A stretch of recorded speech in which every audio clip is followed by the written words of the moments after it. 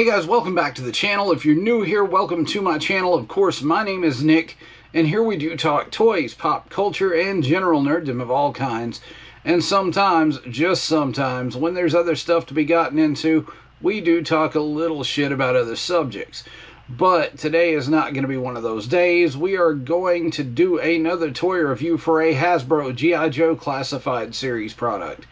It's been a hot minute since I bought one of these, and this one just kind of caught my eye on the shelf. And this was at my local GameStop the other day. I think after coupon and such, I paid probably maybe 17 bucks for her. It was Kim Jinx Arashikage.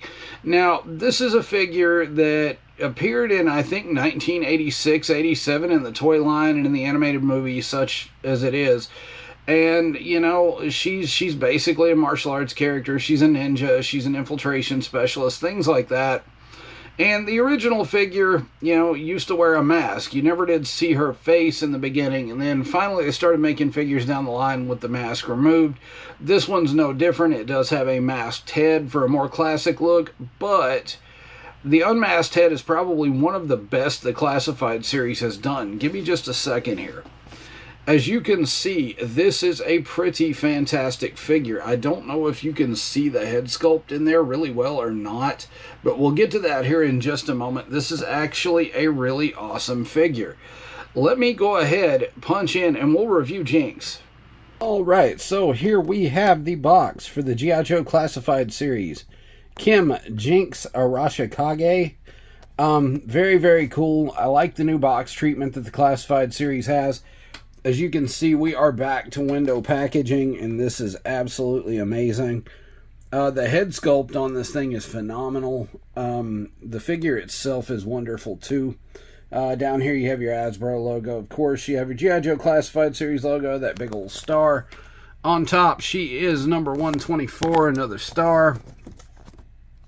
On the back, you get some art with the character. It shows off her tattoo, the head sculpt a little bit, shows off the figure, of course. Down here, you get some legalese, like always. On this side, of course, you get some really awesome character art, just like always on these boxes, too. And down here, of course, here is the bottom of the box. Now, you can see I did pick her up at GameStop. Let me remove the sticker so you guys can get the barcode. Just one moment. And bam, there you go, barcode. Here it is. If you need it, you can get that. You can pause, whatever you have to do. Let's move on to the accessories with the figure. Alright guys, here you will get the accessories that come with Jinx. You will get the scabbard, the sword, the double-bladed glaive here with the nice paint job. You will get 2 open hands. You will get the blindfold, and you will get a masked head sculpt for her. As you can see here, the eyes are nicely painted. It does have the sash in the back that ties. This is made out of a softer plastic, but it does cover the eyes after you take it off. You do have to put it on from the bottom of the head sculpt up. It will not go over the hair sculpt. And the hands do have vertical hinges on them instead of horizontal, as you can see. And that's just for extra slashing action. Let's take a look at Jinx herself. Alright guys, here we have Jinx out of package. As you can see, the figure is great. The gi is done in red with black accents. You come around here and you, of course, have the dragon symbol on the chest.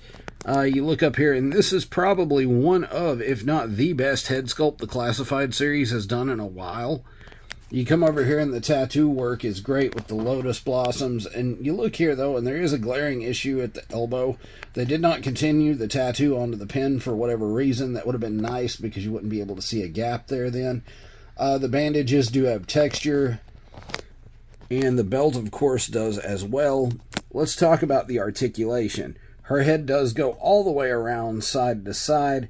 She is on a ball joint at the neck and a ball joint at the bottom of the neck there under the choker, if you can see. She does have butterfly joints. Arms go out to a T all the way around. Bicep swivels. She has double jointed elbows that are pinless. She has wrist rock, wrist rotation. She has a small amount of ab crunch, which is a problem with most female figures, especially ones from Hasbro. She does have waist rotation. She can hit the big old Jinx splits, and she can balance on a side kick. This figure is absolutely well balanced. She has drop down hips, thigh cut, double jointed knees, and she has boot cut, ankle rock, and ankle pivot. you'll come around here and you will see that she does have a hole for the sword to peg in. This figure is pretty great, guys. Alright, so size comparisons. Jinx is very small, but of course she is a smaller martial arts character. You do have her next to Sergeant Slaughter. Sergeant Slaughter is pretty huge in comparison. And you have the 6-inch Jazzwares Danhausen from Ringside Collectibles there next to her as well. He is a little taller, but if you look, a smaller Marvel Legends with normal proportions, like Dr. Bruce Banner, fits in just fine. So she does fit with most universes out there. Let's go to final thoughts. Alright guys, I'm going to go ahead and say, final thoughts, 9.5 out of 10. And only because of a couple of reasons, and I know I sound like I'm being picky, but down here the tattoo is missing from the elbow, which does cause it to look like a gap. And then up here, the bandana on the head sculpt is a little bit fragile. It's made out of a softer plastic, so you have to be super careful with that, and I don't know how it's going to hold up over time. You do have to take the head sculpt off to put it on from the bottom. And the soft plastic her weapons are made out of are a little bit fragile, and the hips in martial arts poses do kind of slide off. So her leg will come off if you try to do too high of a kick or put her in too big of a side kick. Other than that, hell of a release for the G.I. Joe Classified series. Like I said, 9.5 out of 10, not bad at all. To pick up one of your own, I'll leave a link in the description below. Hey guys, thanks for hanging out with me today and reviewing the Hasbro G.I. Joe Classified series, Kim Jinx Arashikage figure. Now, again, you know, I haven't bought a G.I. Joe Classified figure in some time, admittedly. This one just caught my eye. Cool impulse buy, I think. I give her a 9.5 out of 10. She does have that elbow issue with the tattoo not working, and she does have the ab crunch issue.